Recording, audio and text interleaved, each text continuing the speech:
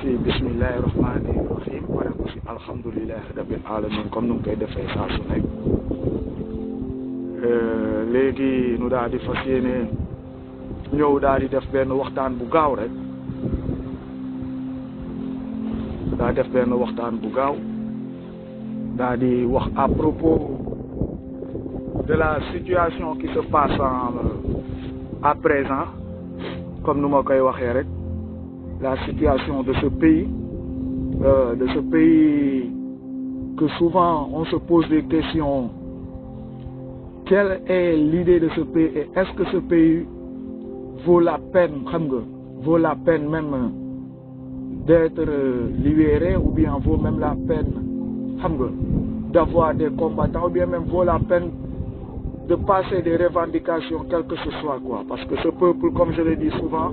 avec ce pays, il y a quelque chose qui cloche. Il y a quelque chose qui cloche. Moo taxit nag loolu noonu di cloche tant que jéemuñu see jug jéemuñu see sëgg jéem koo dindi si dëkk bi rien n'ira rien n'ira du tout. Ça ne sera que calamité sur calamité sur calamité. Yeah. Après avoir entendu ce qui se passe et ce qui se trame, comme nous m'avons dit, là maintenant, on peut commencer à prendre parti. On peut commencer à développer et on peut commencer à rentrer dans le vif et le but du sujet. Parce que man, lu doon tax may gën a xaar di tourner à propos de cette histoire de Ousmane Tounkara, c'était pour attendre la première sentence ou le premier face à face pour comprendre mieux en profondeur ce qu'il y en avait et ce qui en était dit et ce qui était autour de ce dossier et comment ce dossier a été présenté au niveau du tribunal. Léegi nag, ça nous a donné comme conclusion et ça nous a donné comme certification que notre peuple est en train d'être sacrifié, que cet État qu'on a pris est prêt à sacrifier toute sa population. Autant qu'ils sont sans aucun scrupule, sont prêts à sacrifier tout le monde pour les biens de poste, de position et de quelques millions qu'on va les octroyer. Donc, ce qui fait, nous, population, si nous yee suñu bopp comme nu ma ko fi yàgg waxee nee naa leen Sénégal kenn dootul taxaw xeexal leen kenn dootul leen waxal te kenn dootul nag ñeme sax wala génn taxaw jël seeni souffrance di am fu mu koy yóbbu parce que lu tax à un niveau bu doo leen neex a jàppale à un niveau kenn dootul sax ñeme jàppale leen parce que ku leen jàppale su demee ba si yoon vous allez le lâcher. Donc nag comme nu ma ko waxee instant gii nii ça c'est tellement petit pour nous faire reculer c'est tellement petit pour nous faire delloo ginnaaw ah man de xaw ma kan waaye man Camara tey laa gën a mën a nekk si lu ma nekkoon. tey laay gën a mën a xeexal sama dëkk tey laay gën a mën a xolal xorom seen cottu ndey ñoom ñëpp benn ibbi seen tuunu ndey ñoom ñëpp autant qu'ils sont voilà du ma si dellu gannaaw du ma si kiyee yaa ngi comprendre maanaam ni ko Ousmane Tounkara moo ma mag fop dem na ba jaar ba xeexam ba mu jaar si fii donc man xale bu ndaw bii nii saa waa ji du ma gën a gore saa waa ji du ma gën a gore yéen a ngi comprendre donc nag wax gi mooy Sénégalais yéen su ngeen nangoo seeni doom yu génn dem gën leen a gore toog si dëkk bi mu metti woon lool nu daal di sacrifier wu jël tous les risques génn dem ba bitim réew daal di commencer di liggéey di jéem a soppali dëkk bi di liggéey di soqali dëkk bi dem ba à un moment léegi ñoom tamit nu gis encore naqar bi bàyyiwaat fu seen liggéey boole si lépp beneen liggéey mooy lan xeexal Sénégal yéen tey ngeen nar a toog di seetaan yéen ngeen fas yéene toog di ko xool mu jàll comme à un moment kenn dootu lay ñeme xeexal kenn dootul pare si dara pour yéen parce que ça vous aurez montré ni que yéen jaroo leen ko vous aurez montré ni que jaroo leen ko léegi nag Sénégal comme nu ngi koy waxee la balle est dans votre camp comme d'habitude lii lépp waxoon naa ko dès le départ mooy lan lu nu commencé woon suñ ko jeexaloon saa waay dina tal leneen lu dul yii lu nu commencé woon suñu demoon ba si fin bi saa waay dina tal leneen lu dul léegi wëlbatiku di tourner léegi nag ñëpp taxaw ne may ngeen ko xel bu muy xalaatee may ngeen ko temps bu muy tourner te waxoon naa leen ko newoon naa leen la contre-attaque va être vraiment vraiment terrible parce que kuñ ko siqal ab dooma xaraam tel moytul ma tapet bu tiit moytul ma tapet bu nu xoj ci mur moytul ma tapet bu paniqué lu il est capable de tout faire Macky Sall nag foofu la toll moo taxoon newoon naa leen fallait pas accepter ay waxu pas kilifa diine yooyu wala pas tapet yu I don't want that déglu pas yooyu noonu léegi calmer leen dëkk bi Macky Sall ngi tourné di def léegi ñoom lan leen bëgg ci dëkk bi toujours léegi pour que ñëpp defaat encore peloton daal di dem seeti leen daal di ne sëñ bi waa jàppaat nañ diw de waa kii diw doo si wax kii mais ñoom balaa noo topp chaque jour ñuy jàpp kenn ñuy dem di ñaan intervention ñuy jàpp kii mais du ñu wax benn yoon pour peuple bi yëpp ñu bàyyi leen may leen jàmm lu tax ñoom ñuy xaar loolu ba léegi lu tax ñemew noo jàkkaarloo combat bi wax nu libérer peuple bi benn yoon parce que tey foofu lay mujj encore loolu la ñuy xaaraat toog seetaat léegi pour que lan nit ñi daal ne dem nañ seeti waaw sëñ Mourtala ñaan nañ ko pour mu daal di wax ci affaire Ousmane Tounkara bi quoi waaw ay affaire de kii wala ñaan nañ ko pour mu wax ci affaire bi kii waaw sëñ bi ñaan na njëkk waaw sëñ bi wax na waaw sëñ bi wax na waaw léegi pour lan pour que léegi ces personnes là ils se sentent sollicités ils se voient pour des demi-heures alors que wax gi du loolu faj problème mu benn nit alors que y a des problèmes similaires comme ça dans le pays bëri fi fees fi del nu wala arrêter toute cette calamité duñ ko def pourquoi lu tax duñ ko def ñun lañ jàppee benn con encore une fois le peuple sénégalais comme nu ma ko waxee rek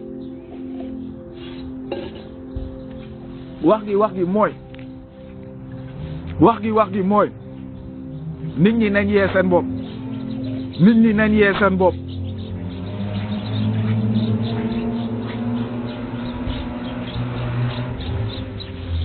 xaaral ma pare yow dofu gaynde xaaral su ma pare je vais te dire des choses claires et nettes et qui vont rentrer dans ta cabesse de merde yéen a ngi comprendre ta cabesse de merde là je vais te dire 2 ou 3 choses qui vont rentrer dedans tekkal tey nga toog te di teglu nu daal di avancer ba ci kanam comme boog sénégalais yi lu may ni wax rek moom mooy loolu ay saa gi nii su ngeen toogee jël seen life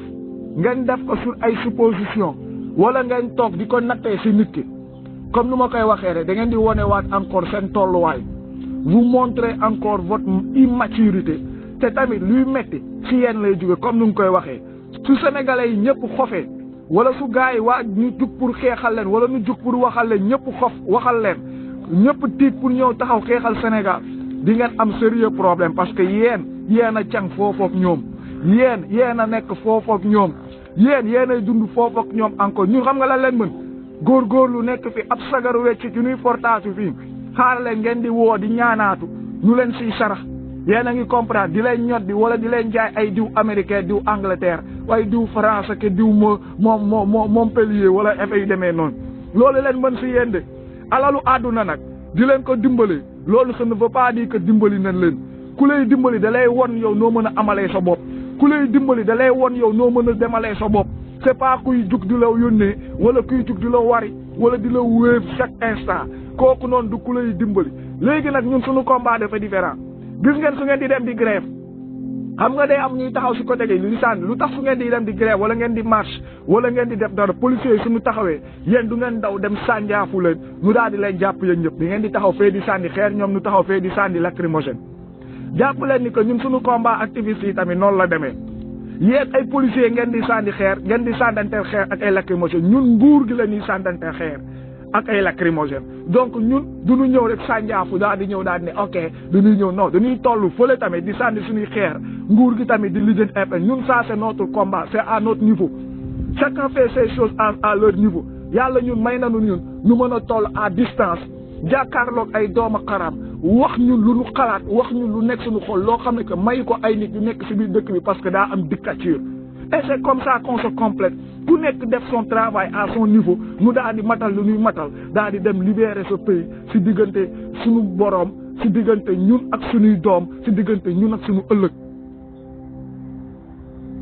mais léegi nit ñi nag il y a toujours comme je dis moo tax mënunoo ñun africain du ma ne sa africain mais l'être noir nit ku ñuul lii moo tax ñun mënunoo uniru mënunoo bokk mënunoo avancer il y a une histoire de ego bu nekk suñu biir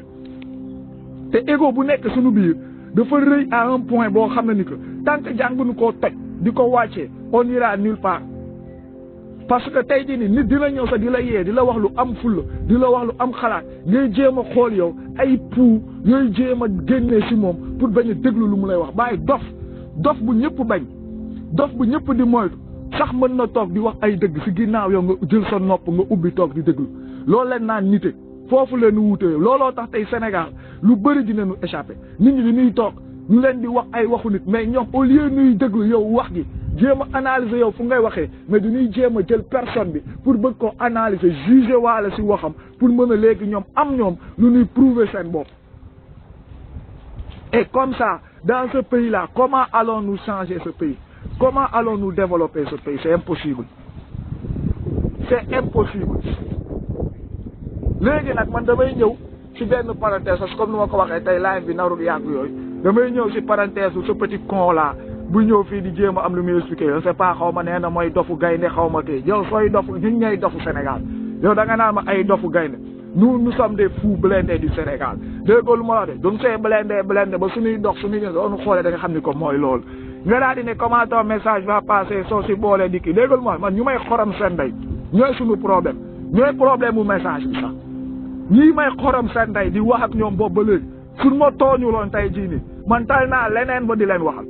ba di toog sa di wax ak ñoom mu taxaa tey su tooguloon proclamer boppam xalif général toog si bopp bi di am lu ñuy diriger wala di wax ba di wax sax ñun si sunu grève noppi leen ak i toog leen man tal naa leneen ba di toog di naan ay damay am lu may wax si moom parce que il a été averti on s'en fout de lui xamuñu ko xamuñu fu mu jógee xamuñu kii nangam il n'a qu'à se faire foutre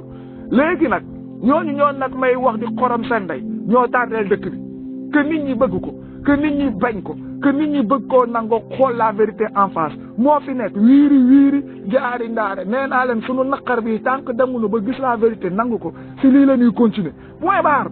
ay mbaam yu toog nanguwunoo liggéey nanguwunoo def dara si dëkk bi mel ni que ils sont mieux que les gens gumbawuñu lafeñunu laagawuñu dara dalu leen toog jàpp dëkk bi si ay duul ay fen te duñu génn mukk taxaw wax dëgg duñu génn mukk taxaw wax dëgg léegi nag daal di ne nag kenn du xorom seen ndey ñu teg ko si lan ñu teg ko si lan loolu moo tax ma naan leen du ngeen di wax ni ay wax yu sedd ay wax yu yàqul ak waxu kii lépp mooy lan faire les pompiers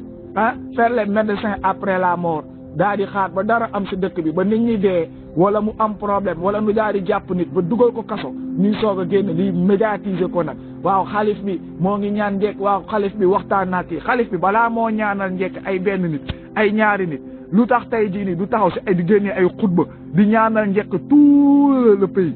lu tax du génn di xam di def ay tafsir di waxal tous les musulmans et tout le pays tout le monde lu tax du ko def lu tax du ko def lu tax du génn suy wax tey du Ousmane xam nga tey jii nii dañuy jël Ousmane Tounkara loolu yàgg naa di ko fi wax naan tey Sénégal tey démb ñoom gars yi dem nañ boole ji ñoom Assane Diouf Clédor Sène ak i gars yooyu noonu mais tey est-ce que biir na Sénégalais yi ni que yaa que eux la ñuy jaay doole si biir nguur gi non ñoom danoo am chance siw danoo am chance àgg benn degré danoo am chance am benn mbooloo bu nekk seen gannaaw boo xam ne ni que ñoom su dara amee mën na leen a waxal mais ils ne sont pas les seuls ils ne sont pas les seuls tey ñaata sénégalais la ñuy jàpp di leen tëj ci jaay doole ñaata sénégalais lañ ko le motif tëj leen ñaata sénégalais lañ ko le motif nangu seen alal waxuma sax tëj leen de jël seen kër bu nu jël tabax ko ñàkk ko ba sonn nguur ñëw jaay leen doole parce que lu tax daa am kenn kuy liggéey si nguur gi ku bëgg terrain wala ku bëgg place bi ñaata kan moo génn xeexal ñooñu kan mooy génn waxal ñooñu xanaa ñooñu danoo bokkul si sénégalais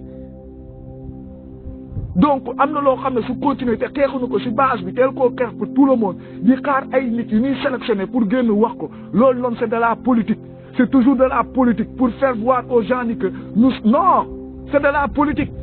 am na loo xam ne soo koy def doo xaar sooy jug di def lu baax wala ngay jug di dox dëgg doo xaar ñu lay woo si yoonu dëgg ku ñëw fekk la da lay fekk si yoonu dëgg fekk la si mbaax chaque jour say woo te ngay wax lu baax mais toujours du ñuy xaar ba ay bopp di daanu ay nit di dee ñuy tëj ay nit ñuy def ay leneen ñuy soog a commencé génn ay délégation di jaabante di wax mel ni que du ñuy xaar ba ngay souffrir soog la faj te pourtant chaque année wala chaque soo amee temps wala ngaa mën a dem gis docteur mu defal la checking xool sa yaram jarul ngay xaar ba feebar pour mën a dem hôpital jarul ngay xaar ba tawat pour nga naan da ngay dem hôpital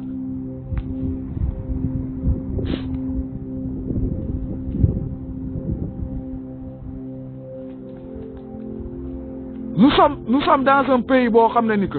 mooy loolu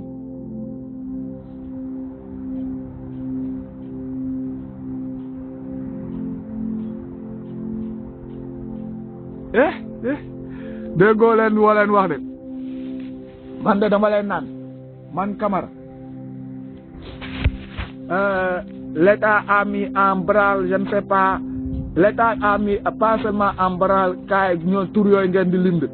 balaa ngeen di toog foofu noonu di lim ba naan l'État a mis en branle temps ou temps état bi yàlla njëkk a branle yéen seen bopp yéen les Sénégalais yéen a ngi dégg yéen ñu nekk foofu noonu di tëb di wax yéen a njëkk a nekk en branle voilà léegi nag ñeneen ñu nekk feneen ngeen di lim di wax noonu état bi day sonal boppam comme nu ma ko waxee rek day sonal boppam il se fatigue pour rien wax bu muy jaay ak rëy làmmiñ bu muy teg loolu noonu lépp yéen la ko nangu yéen a ko bëgg te si yéen lay metti ñu ngeen foogee ni que tey jii nii benn exemple benn Tunkara bu doon xeexal tey jii nii plus de 14 millions de personnes parce que pour ne pas dire 16 millions te si biir 16 millions du ñëpp a ànd ak moom donc lu mu dee dina am 7 wala 8 millions yoo xam ne ils sont d'accord vers sa cause si benn bi léegi kooku noonu soo jëlee nu tëj ko en même temps tëj nañ leen 7 millions yi wala 8 millions yi ça ne change rien man mii nag ñuy wax naan non le ba ne la da ngeen a yéex vous êtes trop lent balaa moo yegg si su ngeen xefulee nee naa leen dinaa gaañ ñu bëri je vais faire beaucoup de dégâts balaa moo yegg si yéen di ngeen ami problème point barre man nag moom comme nu ma leen ko waxee su ngeen foogee ni que c'est la ñeexu ñebbe su ngeen foogee ni que c'est la batanse su ngeen foogee ni que man mbuum yooyu noonu la ba d'accord ma leen ko waxee maa ngi toog di leen xaar voilà état du Sénégal lii la gën a mëne comme ni mu ko waxee lii la def nguuram lépp da ngeen di dem aéroport chaque samedi si ngoon ngeen daal di xool ñaata sénégalais la ñuy dupot si yéen a ngi comprendre foofu ngeen di commencer da ngeen di dem aéroport chaque samedi ngeen xool ñaata doomu Sénégal la ñuy dem jàppee si yeneen dëkk dugal leen si ay avion wàccee leen avec la complicité du Sénégal Macky Sall ba muy dala di porte doomu sénégalais yi di leen andi Sénégal di leen tëj pour tëj leen si ay kaso wala tëj leen si ay affaire du tey loolu bañ ko boolee si suñu combat di ko kaas du tey léegi nag sénégalais yi ñoom suñu demee ba toog ba loolu noonu comme ni ma koy waxee neex leen rek yéen seetaan leen fu ngeen di mujj fu ngeen di jëm comme ni ma ko waxee le peu de revenu bu ngeen amoon si biti la jóge lu taxoon tey kër yi nii ceeb yi di xëy nag ci nii di bax si biti la jóge léegi nag su ngeen toogee di dof di kookool di caga-cagalu ba ñooñ nekk si biti nag ngeen ne léegi du da ngeen di waane la lu leen di pot benn par benn dara dootul tàkk billaahi dara dootul tàkk te kenn dootoo te ñuus yu leen nar a ñuus yooyu noonu moo dàq te comme ni ko waxee nag moome dee si ngor moo gën dee si daw ba dee yaa ngi comprendre ñun nag dañuy dee si ngor man de xaw ma kan du ma taxaw di waxal keneen du ma taxaw di jël engagement wu keneen mais man Camara sama làmmiñ waaw tey dama kaa rafetal sax parce que mënumaa ñëw xam nga di waxal Ousmane Tounkara nga xam ni que comme nu ma koy waxee rek waaw moom position am sax si que toujours su may xorom doomaraam yi day woo toujours ndeysaan day wax ba xolam tooy lu nekk mu kii ko moo tax tey du ma toog xam nga di ko waxal ba pare di si boole ay wax yu demee noonu man lépp lu ma siy wax sama engagement sama bopp quoi man lay engagé sama combat man ak ñuuxit yi sama combat man ak kilifoo diine yi sama combat man ak dooma xaraam yi c'est moi que ça engage xam nga c'est moi que ça engage personnellement sama diggante man ak yàlla quoi maa siy jaamu yàlla voilà léegi nag ku si joindre tamit su ñëwee rek jaamu si yàlla ku si am lu mu naqari su ñëwee dafa wala am andi ay réponse loolu leen wax soo ñëwee tey ba nga toog di jooy ni que Moussa dafa tàng envers les kilifos diine que Moussa dafa métti envers que il est injuste envers les kilifos diine il faut être prêt vers la bataille xam nga la bataille verbale voilà il faut amener lu dëgër nga ñëw teg ko comme ça léegi nga ñëw wax ak moom saa waaye dégg mooy loolu c'est simple que ça mais du si ay affaire de dof-doflu si ay affaire de kookoo la tu veux défendre ta cause tu veux défendre ta position tu veux défendre tes affaires de tarixisme wala affaire c'est pas si yéene ma jàmm kii kay ma kaati c'est pas si yéene ma lu bon c'est pas si xam nga yéene ma leneen ak leneen c'est si ñëw tegal ma loo xam ne ni tey dina dindi man lu may wax wala soo ñëwee teg tey jii loo xam ne ku ko dégg dina xam ni ko mooy loolu mais soo wëlbatikoo rek pour léegi di ma ñaanal lu bon wala yéene ma lu bon loolu ku nekk mën na ko ku nekk mën naa toog yéene sa morom lu bon man nag moom comme ni ma ko waxee sénégalais su ma ko naree yéene lu bon ma génn si combat bee gën a yomb parce que soo génnee si combat bàyyi nga leen si lu bon yéene nga leen lu bon ñàkk leen a yéene lu bon nag bëgg lu baax si yéen moo tax ma nekk si combat bi parce que xam naa ni que su ma seetaanee lii di dox j'ai comme si je suis complice lii nii nuy gis nii di xew Sénégal lii nii nuy gis nii muy dem Sénégal ku si noppi te waxoo si taxawoo jëloo si position c'est un complice tout purement simplement mooy loolu noonu moo tax nag man ma daal di ne sama wax mooy loolu wax gi bëriwul waaw wax gi moom bëriwul waaw ñan laa xam ni que damay xorom seen ndey bu baax mooy ñu taxaw daal di ne ñoom mën na noo rambu ruu waaw xam nañ ruu nun koy ramboo di ko